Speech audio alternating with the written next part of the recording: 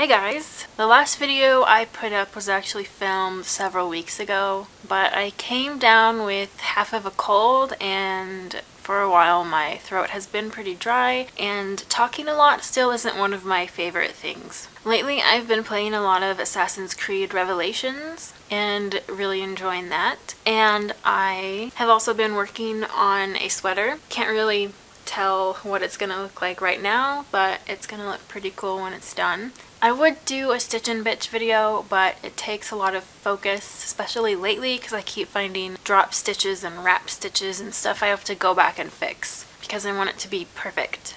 It's the first thing I've knitted that hasn't been a scarf, so I'm really excited about working on it. And when I'm not knitting or playing video games, I've been reading, and reading has to come before making videos about reading. One of the books I've read lately is Death Comes to Pemberley by P.D. James. You guys probably know I'm a pretty big fan of Pride and Prejudice, and this was the first continuation that I've read of the story, and honestly, it was a bit of a letdown. I thought I remembered that it had gotten pretty good reviews and was selling pretty well, and it's been turned into a TV miniseries or something, but looking at the ratings on Goodreads, it's not actually rated that well for the number of reviews it has. My first impression of the book was that the language and writing style is pretty similar to Jane Austen's, but other than that, there's not really anything that's the same. Obviously, I wasn't expecting like a nice, cheesy, romantic novel because it is a mystery book, but I was still expecting just a little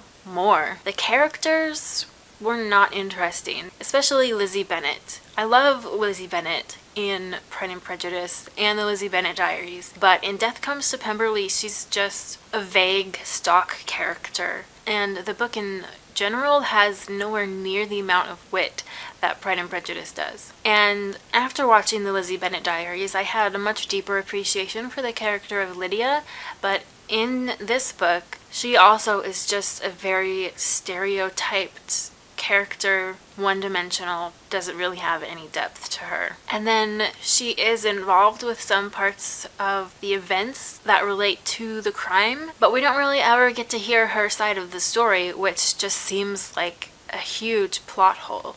The point of view does go back and forth between Darcy and Elizabeth, but I felt like P.D. James only included Elizabeth's point of view to appease the Pride and Prejudice fans, and there were a few other little things in there that only Jane Austen fans would recognize, but it didn't really make the enjoyment of the book better. And in general, I felt like the book was kind of less female-focused than a Jane Austen continuation should be. I mean, I know that there are books out there that specifically aim to tell a story from Wickham's point of view or Darcy's point of view or whatever, and that's really interesting. I'm not trying to like hate on the men or anything like that, but Jane Austen writes about women and their stories, and I just didn't get that from this book. Anyways, as far as the actual kind of mystery crime that happens and what the ending solution is, I had a theory earlier on in the book that I wasn't necessarily 100% convinced about or anything, but that is exactly how it actually happened and what is revealed at the end of the book, so it wasn't really surprising or a twist at all.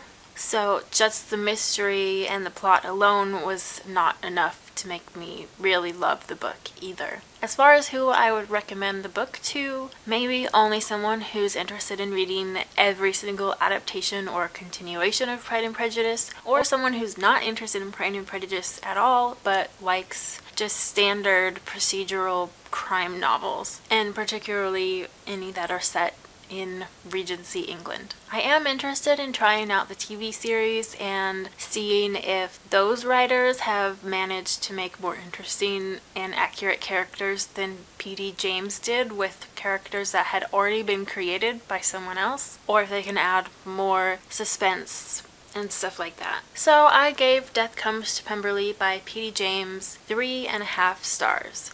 I did actually enjoy reading the book. I never felt like giving up on it, but it just wasn't enough to be 4 stars, and definitely not 5 stars. If you've read it and want to discuss it more, let me know what your thoughts are, and if you've seen the TV series and it's worth checking out. As always, thanks for watching, and I'll see you later.